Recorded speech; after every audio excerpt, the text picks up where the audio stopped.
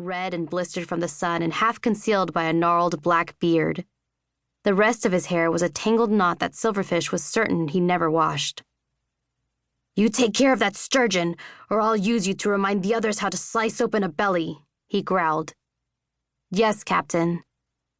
She bent her head and continued working, but her shoulders didn't lose their tension, even when he stalked away. She watched him from under her lashes as he stomped past the wooden blackboard nailed under the foresail. On it were the names of every water bug on board. Several crossed out, including mantises, followed by a series of numbers. It was how the captain kept track of their debts, calculating how much time they all owed on his vessel. Out of habit, Silverfish's eyes went straight to her name and the small sum beside it, the price of only a few precious days. As Zorro passed the board, a 12-year-old bug named Weevil waited for him to get out of earshot before fishing something from his pocket, a piece of hardtack. Silverfish's heart sank. The hardtack was already halfway to Weevil's mouth when the captain turned and spotted him. He was across the deck in a few strides. The boy dropped the hardtack and tried to back away, but the captain already had him by the collar. Some of the bugs gasped as the captain pushed Weevil against the railing, half his body leaning precariously above the water. "You do it again? You're for the sharks," Zorro growled. "I'd kill you now if it didn't mean losing a pair of hands." Weevil was all too quick to nod his understanding, moaning in fear as he tried not to tumble overboard. With his shirt written up in the captain's grip, Silverfish could plainly see the stark, hungry press of his ribs against his skin. Silverfish knew that hunger well, that clawing desperation that lurked between survival and suicide. Silverfish shouldn't have cared. Weevil knew better than to steal. They were all starving, after all. Amaya would have cared, but Silverfish hadn't been Amaya in years. She had left Amaya behind, hundreds of miles away, buried at sea. It was the first cruelty Captain Zorro had shown her. When she had set foot on the Brackish's deck 7 years ago, the man had looked her over, unimpressed, and said, "Who you are and where you came from don't matter. Your name's Silverfish now, and you'll be thankful for it." She had once thought that beatings were the worst punishment the captain could dole out. But now she better understood what had happened that day.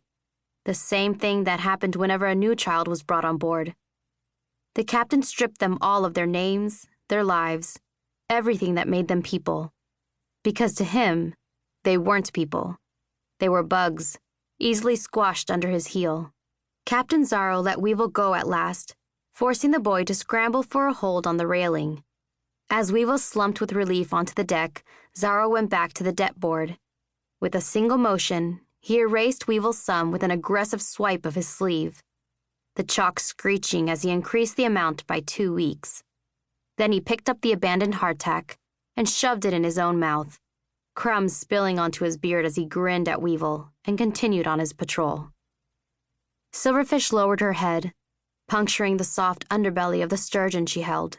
She scraped out the red globules of its insides and flung them into the metal pail before her, some of the warm ichor seeping into the open sores on her hands. In the water, the fish's blood turned purple. The water bugs were no better than the contents of that bucket. Useless, repellent, easily dumped. She glanced at the end of the line at Beetle, who was still trying not to cry. Silverfish knew better than to get involved. After a few more days of this, she would leave this festering ship for good. Beetle whimpered loudly now. She hadn't hardened yet, but she would. She would have to. What'll the captain do if he comes to shut her up? Cursing again, Silverfish threw the sturgeon's carcass into the bucket with the rest she'd gutted and moved down the line. Without a word, she crouched beside the girl and grabbed the next fangfish out of her still full pail, swiping the knife up along its belly. Beetle's whimpers died down to harsh little gasps as she caught her breath. They worked in silence for a while, and Silverfish was content to keep it that way. Then came a voice, small and broken, from beneath all that wet hair and snot. "Will you tell me about Moray? You used to live there, didn't you?" Silverfish nearly dropped her blade. It had been a long time since she'd heard the name of her city spoken out loud.